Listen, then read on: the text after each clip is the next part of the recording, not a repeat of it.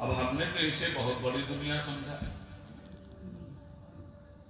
जबकि रब कह रहा है कि कुल मताउ दुनिया कलील, ये दुनिया की नेमतें, दुनिया की चीजें बहुत छोटी हैं। हमने बहुत बड़ी समझ लिया।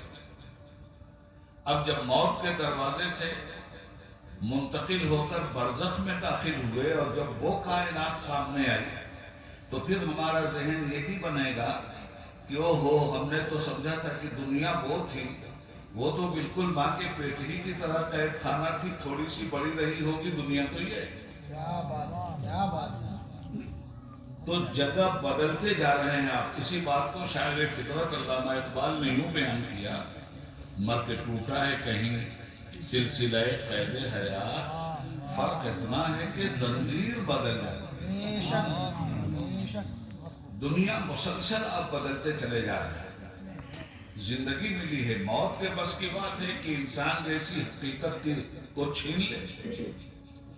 अब जब इस दुनिया में आप आए तो इस दुनिया में भेजा किस लिए? बाप की पुष्ट में तो इसलिए भेजा कि माँ के पेट में जाना, माँ के पेट में इसलिए भेजा कि इस कायनात में आना, और इस कायनात में जब भेजा तो इदराक दे के भेजा, शऊर दे के भेजा, अख्तियार दे के भेजा, तसर्रुफ दे के भेजा, आंखों की रोशनी दे के भेजा, दिल की धड़कन दे के भेजा, कानों की सुनवाई दे के भेजा, जुबान की गोयाई दे के भेजा, हाथों की हरकत दे के भेजा, पैर की सकत दे के भेजा, धड़कता हुआ दिल दे के भेजा, लिसाना व शफतैन, एक जुबान भी दिया, दो होंठ भी दिया, और देने के साथ साथ जब इल्म भी दिया, अक्ल भी दिया। अब इस दुनिया में जिंदगी कैसे गुजारना है तो कहा वहदैनाहुन नजदैन, हमने तुम्हें दो रास्ते भी बता दिए। हमने तुम्हें रास्ते बता दिए कि हमने तुम्हें दो रास्ते बता दिए, एक भलाई का, एक बुराई का। और फिर कहता है, मौलाना की तकरीर ने हमें बड़ा हिंट दे दिया, फरमाता है कि वल्लज़ी खलक़ल मौता वल हयाता लियब्लुवकुम अय्युकुम अहसनु अमला। तुम लोग जानते हो कि हमने तुम्हें दुनिया में क्यों भेजा? तुम ये जानने से पहले ये जानो कि हमने मौत और हयात को पैदा क्यों किया। मौत भी मखलूक है, हयात भी मखलूक है। तो अल्लाह कहता है अल्लज़ी खलक़ल मौता वल हयात लियब्लुवकुम अय्युकुम अहसनु अमला। हमने मौत और हयात को इसलिए पैदा फरमाया कि थोड़ी सी जिंदगी तुम्हें इस दुनिया की देकर तुम्हारा इम्तिहान ले ले कि तुम्हें अच्छे अमल का मालिक कौन है। तो अब मकसद समझ में आ गया इस दुनिया में आने का। ये इम्तिहान गाह है, और इम्तिहान गाह में आदमी लिमिटेड टाइम के लिए रुकता है। इम्तिहान खत्म, निकलिए इस इम्तिहान गाह से। जब से इस दुनिया में आए और जब इस दुनिया को हमने छोड़ा, मौत का जो ही मजा चखा, इम्तिहान का वक्त खत्म हो गया। और आसानी से समझाते हैं इस बात। यहाँ स्टूडेंट हैं, पढ़े लिखे लोग हैं, इम्तिहान देकर सर्विस करने वाले लोग हैं, इम्तिहान देकर सर्विस की आस लगाए हुए लोग हैं। IAS भी इम्तिहान देता है, IPS भी इम्तिहान देता है, उलमा भी इम्तिहान देते हैं, मेडिकल साइंस का आदमी भी इम्तिहान देता है, इंजीनियरिंग का तालिब इल्म भी इम्तिहान देता है। तो क्या करते हैं इम्तिहान देने में, कितना टाइम लगता है? पढ़ा आपने, पढ़ाया गया आपको, इम्तिहान का एक वक्त है। अब इम्तिहान गाह में जब आप दाखिल हुए तो सामने घड़ी लगी हुई, टाइम दिया गया 45 मिनट। एक पर्चे को हल करने के लिए 45 मिनट का टाइम है।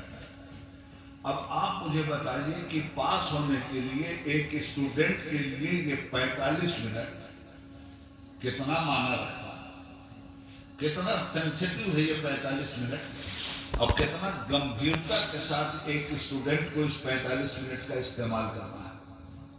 तो एक स्टूडेंट तो वो है जो इस 45 मिनट का एक सेकंड भी कमाना नहीं चाहता, और 45 मिनट को हजरत मुसलसल वो इस्तेमाल कर रहा है ताकि इम्तिहान में नाकामी का मुंह न देखना पड़े। 45 मिनट के बाद कलम छीन दिया जाएगा, 45 मिनट के बाद ये इम्तिहान गाह बंद कर दी जाएगी। कुल टाइम 45 मिनट का है।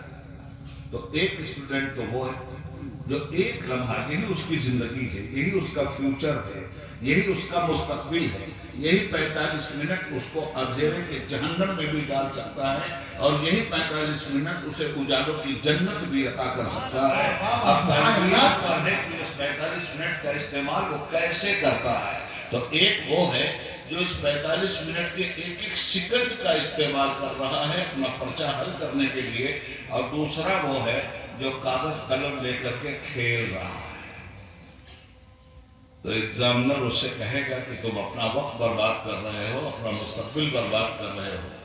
नतीजा क्या होता है? कोई पास होता है, कोई फेल होता है। तो फेल होने वाले में अगर गैरत है तो घर जाने के बजाय गंगा में जाता है। पता चला लाश निकाली जा रही है, गैरत के मारे मर गया, घर वाले को क्या मुंह दिखाएंगे। बात अगर आपकी समझ में मेरी आ रही है तो आप सोचिए कि ये जो वक्त हमें मिला, सांस की डोर कब टूट जाएगी पता है?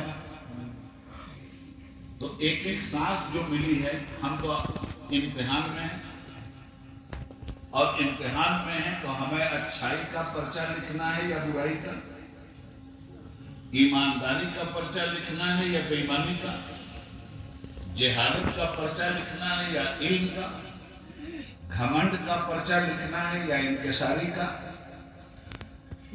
तिलावत इलाही का पर्चा लिखना है या गाली गलूज का, बेअदबी का पर्चा लिखना है या अदब का, इंसानियत का पर्चा लिखना है या शैतानियत का, हराम का पर्चा लिखना है या हलाल का, हराम रोटी का पर्चा लिख रहे हैं हासिल करने के लिए या हलाल रोटी का पर्चा लिख रहे हैं हासिल करने के लिए। ये जो जिंदगी मिली है, लियब्लुवकुम अय्युकुम अहसनु अमला, इसमें तुम्हारा इम्तिहान हमने रखा है कि तुम में अच्छे अमल का पर्चा कौन लिखता है। हम इसमें देखते हैं कि कौन 5 वक्त मस्जिद जा रहा है इम्तिहान देने के लिए और कौन 5 वक्त नमाज की अजान सुनने के बाद अनसुनी कर रहा है जहन्नम जाने का। और ये याद रखिएगा कि जहन्नम सिर्फ काफिर ही नहीं जाएगा, जहन्नम में सिर्फ मुशरिक ही नहीं जाएगा, जहन्नम में सिर्फ मुनाफिक ही नहीं जाएगा।